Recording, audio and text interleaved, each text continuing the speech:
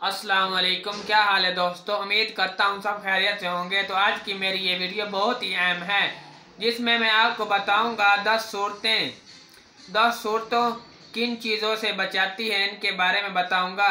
अगर आप मेरे चैनल पर न्यू हैं तो सबसे पहले मेरे चैनल को सब्सक्राइब कर दें, ताकि मेरे आने वाली वीडियो आप तक बआसानी पहुँच सके। तो आओ चलते हैं, वो 10 कौन सी सूरतें हैं। सूरतुल फातिहा। सूरतुल फातिहा अज़ाब से बचाती है। सूरतुल यासीन क़यामत के दिन प्यासे रहने से बचाएगी।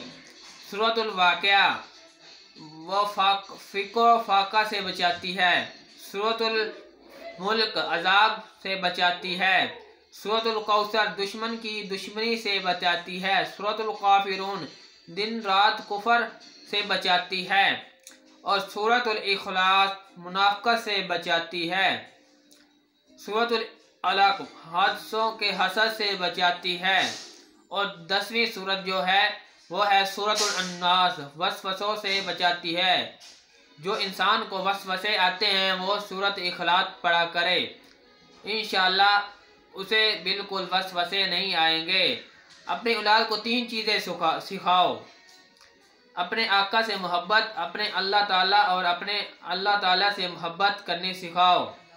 अहले बैत इल्म अल कुरान से मोहब्बत,